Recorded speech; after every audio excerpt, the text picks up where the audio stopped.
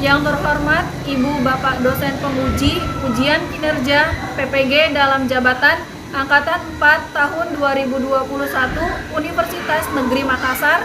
Perkenalkan, saya Nurlayla SPDI. Saya adalah guru SD IT Nurul Sidik yang beralamat di Jalan Wiratama, Desa Kedung Jaya, Kecamatan Kedaung, Kabupaten Cirebon, Jawa Barat.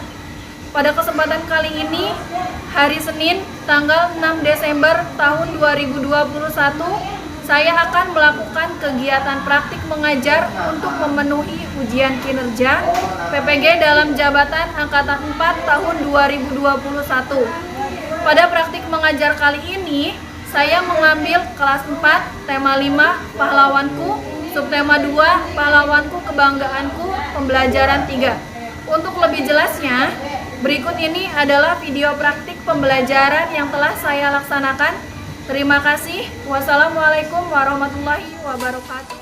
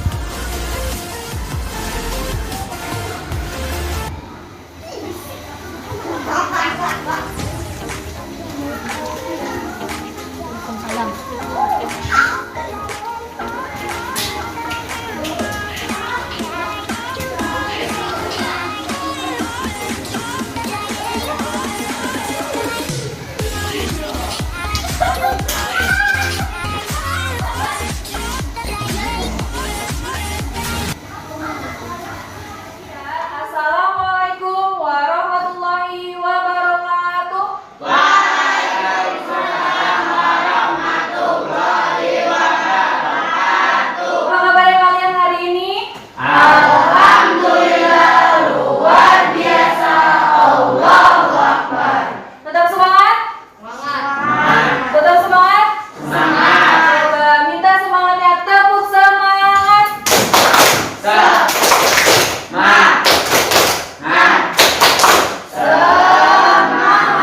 Hari ini siapa yang tidak hadir? Hadir semua. Alhamdulillah hari ini hadir semua ya. Sehat semuanya? Sehat. Pada saat ini kita masih pandemi COVID-19. Jadi kita harus tetap melaksanakan protokol kesehatan, yaitu dengan melaksanakan 5M. Apa saja 5M itu? Yang pertama, ya, memakai masker. Yang kedua, mencuci tangan menggunakan sabun di air mengalir. Yang ketiga, menjaga jarak. Alhamdulillah kita sudah menjaga jarak ya. Yang keempat, ya, mengurangi mobilitas. Yang kelima, ya, menjauhi kerumunan. Untuk memulai pelajaran, alangkah baiknya kita berdoa terlebih dahulu. Bismillahirrahmanirrahim. Raditu billahi rabba wa bil islami dinan wa bil muhammadin nabiyyan wa rasulan. Rabbi zidni ilman warzuqni fahman. Amin ya rabbal alamin. Ya, alat tulisnya sudah dibawa, sudah disiapkan, sudah siap semuanya untuk belajar hari ini. Amin. Ya, alhamdulillah kalian sudah siap semua. Kita harus tetap semangat dalam pembelajaran hari ini supaya kita materi yang Ibu guru berikan dapat terserap dengan baik. Sekarang Ibu kasih waktu untuk kalian untuk membaca buku cerita apa saja yang kalian ada. Ibu kasih waktu 3 menit untuk literasi membaca.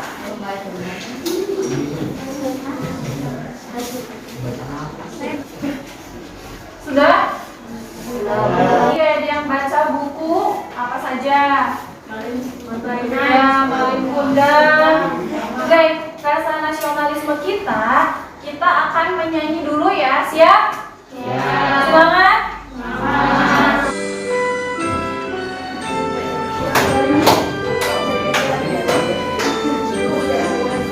Dari Sabang sampai Merauke, berjajar pulau-pulau, sambil menyambung menjadi satu. Itulah Indonesia.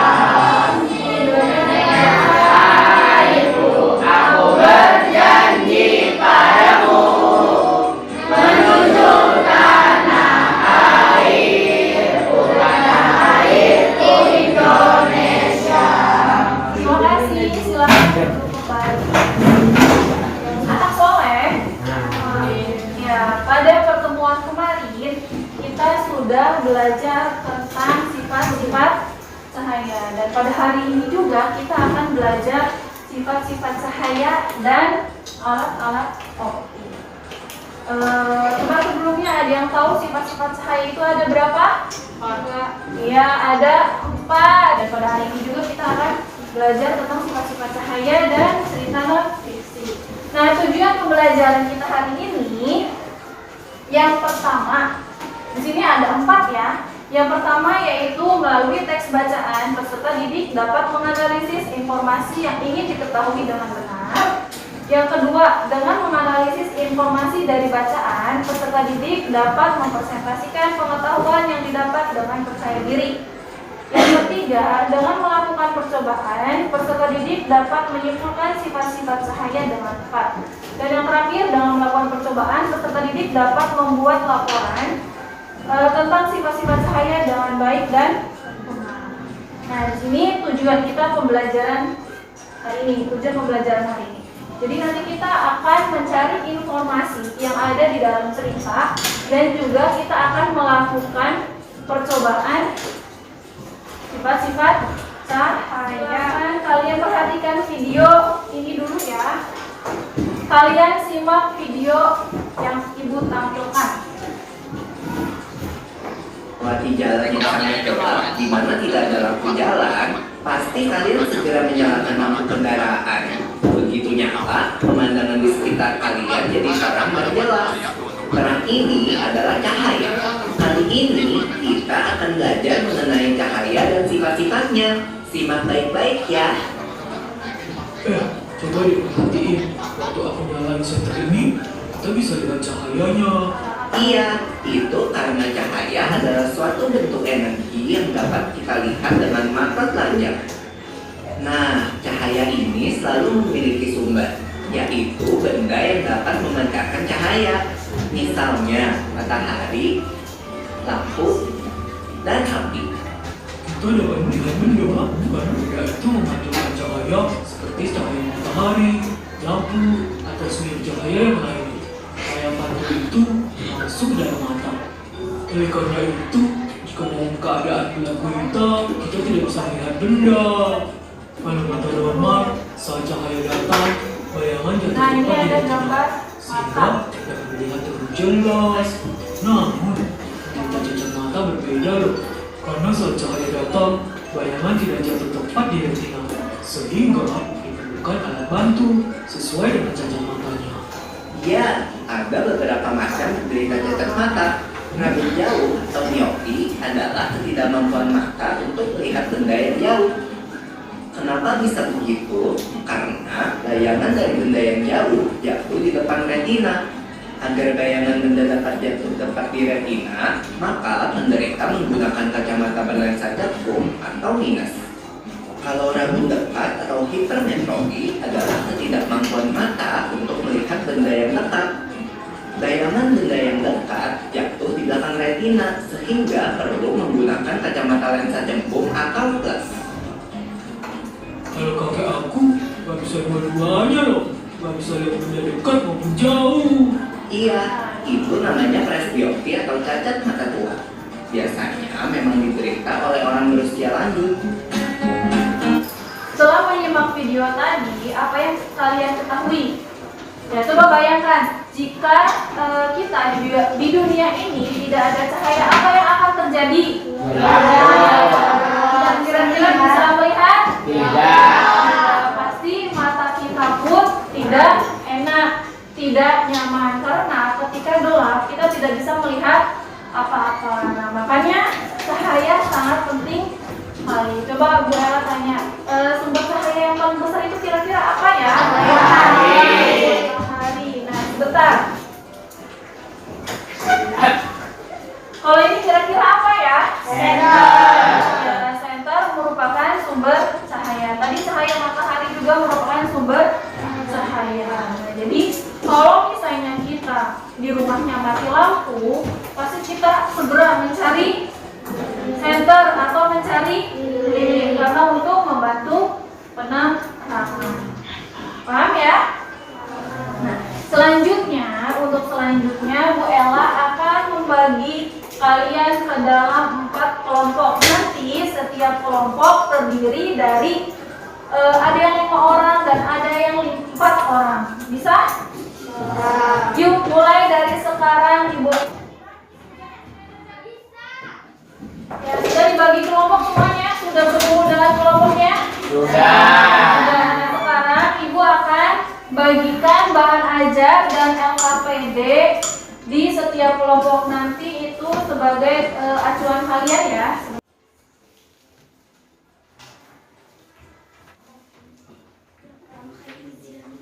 Sekarang Bu Ella bagikan LKPD-nya ya.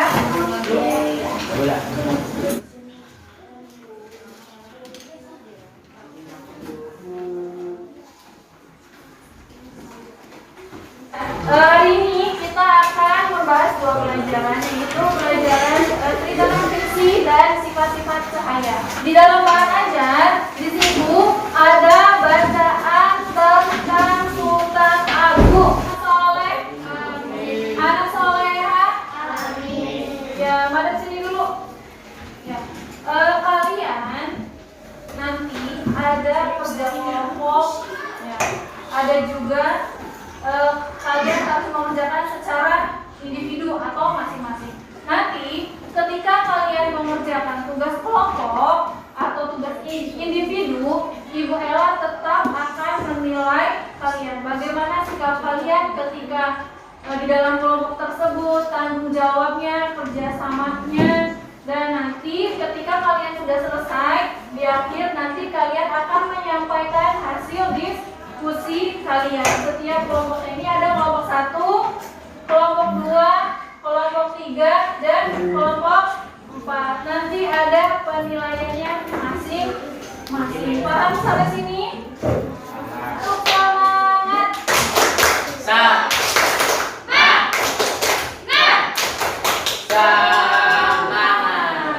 Sudah dibuka bahan ajarnya? Sudah. Ya, sambil dibuka, coba perhatikan ke depan. Kira-kira tulisan yang di depan terlihat? Terlihat. Kesultanan Mataram atau yang biasa disebut dalam bahasa Jawa Nagari Kesultanan, orang disebut Mataram Islam atau Mataram adalah suatu negara Islam yang berkesultanan di Pulau Jawa. Ya, boleh yang di belakang, Naila. Silakan, Nay. Kesultanan Mataram. Pusat pemerintahan Kesultanan Mataram Besar terletak di wilayah Kota Gede yang berada di Yogyakarta sekarang. Satu lagi ya. Siapa yang ingin membaca? Oke. Yang di belakang ya. Selain dikenal gigi melawan Belanda, Sultan Agung juga diketahui sebagai budayawan. Sultan Agung memberi perhatian besar kepada kebudayaan Mataram. Beliau memadukan kalender Hijriah yang dipakai di pesisir utara dengan kalender Saka yang masih dipakai di pedalaman. Sultan Agung juga dikenal sebagai penulis naskah sastra gending. Ya, tadi selain dikenal gigih melawan Belanda, Sultan Agung juga dikenal sebagai budayawan, yaitu pernah menulis naskah yang berjudul Sastra Gending. Jadi Sastra Gending ini ditulis oleh Sultan Agung atau karyanya. Nah ini satu lagi ya, pada saat Sultan Agung menjabat menjadi raja, ia diketahui berhasil menyatukan Pulau Jawa dengan menundukkan raja-raja lainnya. Adapun wilayah kekuasaannya meliputi Jawa Tengah, Jawa Timur, dan sebagian Jawa Barat. Itu kilas tentang raja atau Sultan Agung. Tapi dari bacaan yang tadi itu pasti ada informasi yang disampaikan dari bacaan. Coba Bu Ella minta buka bahan ajarnya, Bu. Jadi nanti kalian akan mencari informasi yang terdapat di dalam bacaan Sultan Agung atau informasi yang sudah kalian baca melalui PowerPoint. Kalian buka LKPD-nya. Lembar kerja peserta didik. Setelah kamu membaca teks yang berjudul Sultan Agung atau Sultan Besar, sudah? Kalian nanti isilah terlebih dahulu kolom sebelah kiri. Nah, nanti di situ ada kolom apa yang kamu ketahui tentang Sultan Agung. Nah, itu kalian boleh cari informasinya yang ada di bahan ajar. Paham? Ya, di bahan ajar itu ada cerita tentang Sultan Agung. Jadi nanti kalian baca lagi, kalian cari informasi siapa itu Sultan Agung, atau nanti boleh lihat PowerPoint-nya.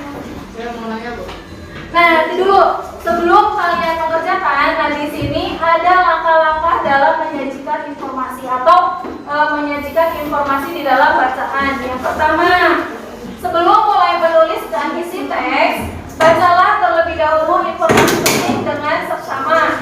Yang kedua, perhatikan anak soleh. Amin. Yang kedua, lalu cobalah untuk mencari hubungan antara informasi yang satu dengan informasi yang lain. Yang ketiga, setelah itu kita dapat merangkai informasi-informasi tersebut ke dalam bentuk tulisan secara urut dengan menggunakan bahasa Indonesia yang baik dan benar. Nanti kalian boleh didiskusikan dengan teman kelompoknya ya. Boleh kerjasama dengan teman kelompoknya, tetapi kalian tulis di LKPD-nya masing-masing. Paham sampai sini? Paham. Oke, kita mulai. Silahkan kalian kerjakan LKPD-nya.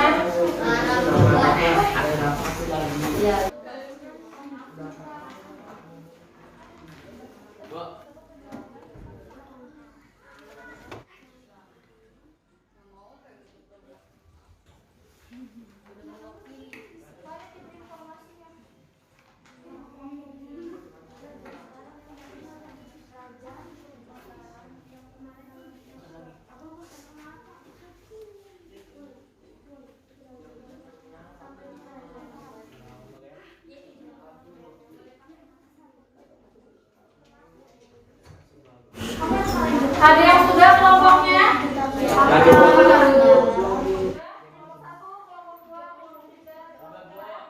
Perhatikan di sekitar kita. Coba kalian perhatikan teman-teman kalian. Kira-kira ada tidak ya yang memakai kacamata? Happy. Ya, ada ya. Ada berapa orang di sini yang memakai kacamata? Nah, tadi ketika kalian membaca tulisannya terlihat jelas? Terlihat. Ya, nah di sini kacamata ini ya, kacamata yang Bu Ella pakai ini merupakan salah satu alat optik. Coba dilihat di bahan ajar.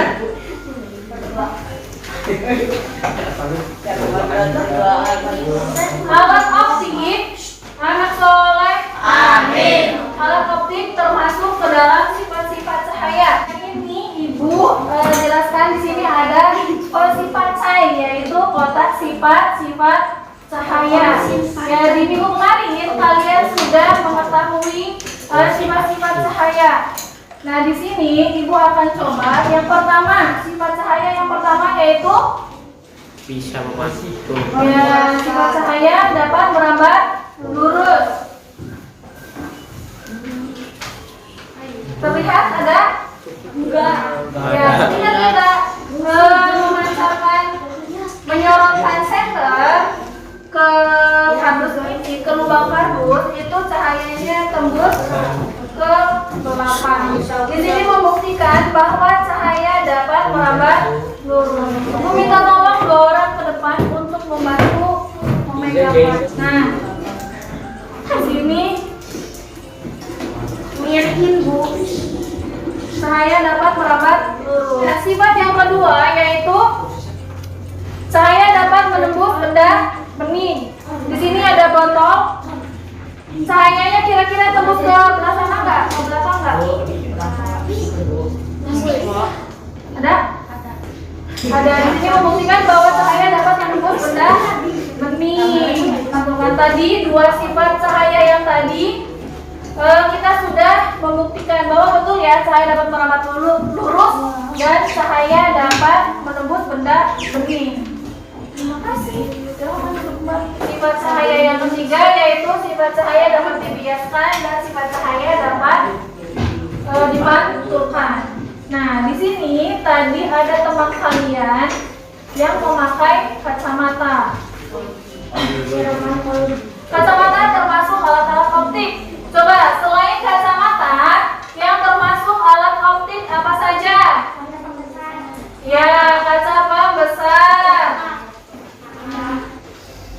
Ya, mata kita juga termasuk alat optik. Mata termasuk alat merah dan alat optik. Yang terakhir, mikroskop. Kan video yang kedua. Nanti dari video ini kita akan membuktikan kembali sifat cahaya yang dapat dibiaskan. Kemarin sifat cahaya yang dibiaskan itu contohnya ketika pensil dimasukkan ke dalam air. Nah, sekarang kita akan coba yang lain. Coba perhatikan dulu ya.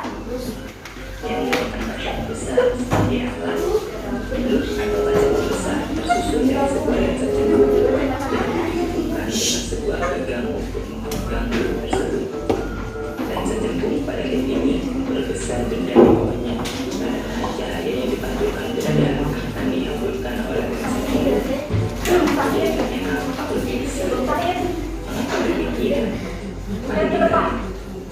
mula-mula sinar datang menuju pusat gelembungan jernih. Nah, ini ada sinar. Sinar juga termasuk cahaya kan? Datang sejajar sumbu tanah dan dipantulkan seolah-olah datang dari titik fokus. Apabila kita tarik ke pinggir, umumnya digunakan oleh orang yang memerlukan melihat objek kecil lebih jelas. Misalnya, pustakawan atau peneliti yang ingin membaca tulisan kecil. Mekanis jam yang melakukan perawatan atau perbaikan jam. Ilmuwan yang ingin melihat objek kecil seperti serangga. Ya, tadi video yang sudah kalian yaitu tentang apa kira-kira? Tentang cara kerja ya kaca pembesar atau loop. Nah, apa fungsi dari loop? Untuk melihat Benda kecil. ya atau tulisan-tulisan yang kecil. Selanjutnya kita akan melakukan percobaan. Kita akan membuat loop sederhana. Semuanya bawa botol dan air. Coba lihat botol dan airnya. Ya, ada semua ya. Sekarang coba kalian buka LKPD-nya lagi. Di situ ada cara membuat kaca pembesar sederhana. Coba kira-kira apa saja alat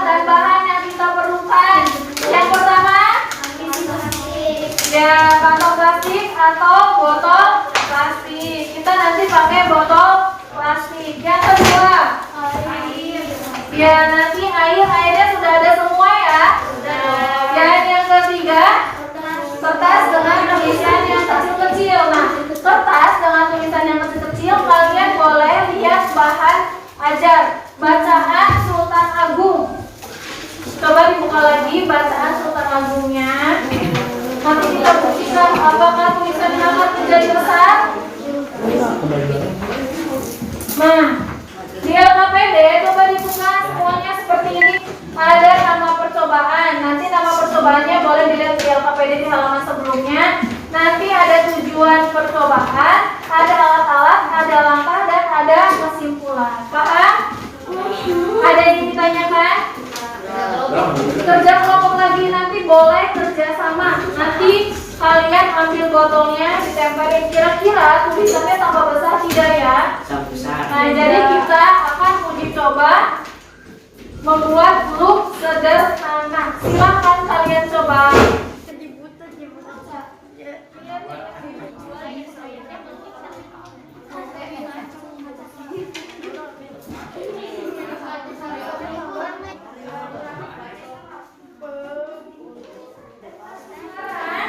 Jika kalian sudah selesai tadi pengerjaan kalian yang pertama dan yang kedua, Ibu minta kalian presentasikan ke depan. Dari terdepan sampai yang akan presentasi ke depan. Ya, Ibu minta anak soleh, amin. Anak soleh, amin. Coba tepuk semangat.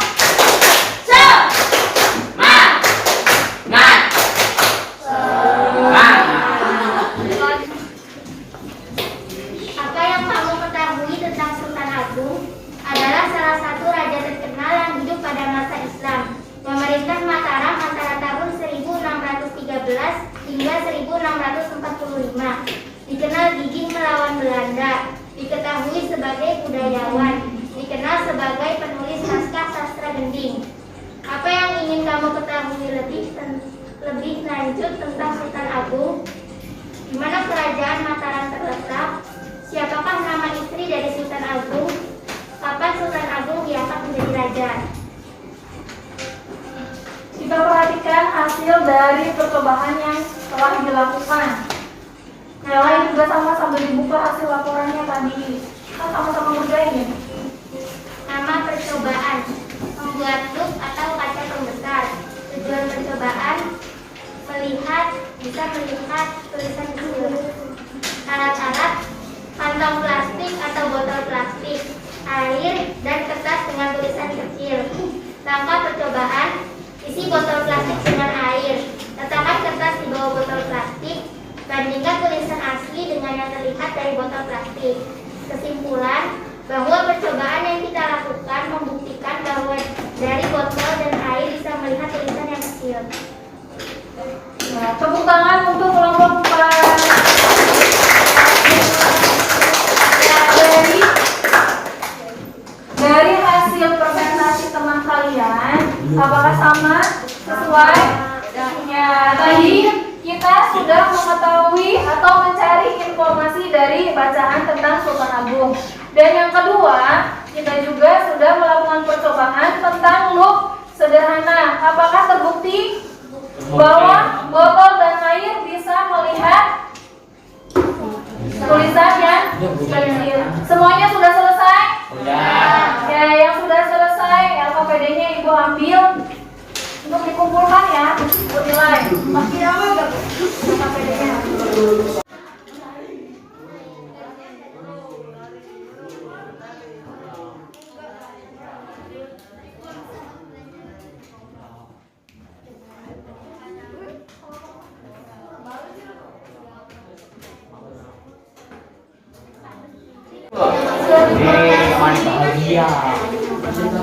Ya, anak soleh, amin. Ya, rapi-rapihan. Ya, kalian alhamdulillah tadi kalian sudah melakukan percobaan dan mencari informasi dari bacaan. Sudah selesai? Sudah. Ya, hari ini tadi kalian sudah belajar apa saja? Ya, tentang Sultan Agung, ya, tentang cahaya, dan tentang alat-alat optik. Dari bacaan Sultan Agung, kalian mencari informasi. Nah, kira-kira informasi yang ada di dalam cerita Sultan Agung itu apa saja? Yang pertama, Sultan Agung memerintah antara tahun 1613 hingga 1645. Selain dikenal gigih melawan Belanda, Sultan Agung juga diketahui sebagai budayawan. Ya. Dan yang terakhir, Sultan Agung menuliskan naskah yang berjudul apa ya? Nah, yang kedua, tadi kalian sudah belajar tentang alat-alat optik dan sifat-sifat cahaya. Kira-kira yang termasuk alat-alat optik itu yang pertama? Mata. Ya, kedua? Panjang besar. Ketiga? Kacamata. Dan? Teleskop. Ya, jadi ada 4 contoh yang termasuk alat-alat optik. Paham sampai sini? Paham. Ya, di sini selanjutnya Ibu ada 10 soal yang harus kalian kerjakan.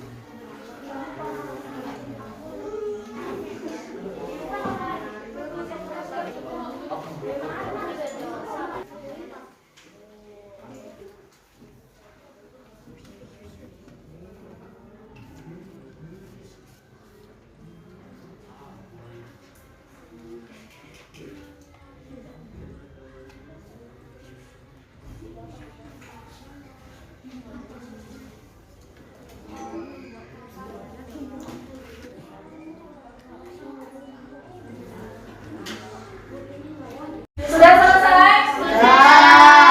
Sekarang hasil pengerjaannya dikumpulkan kembali.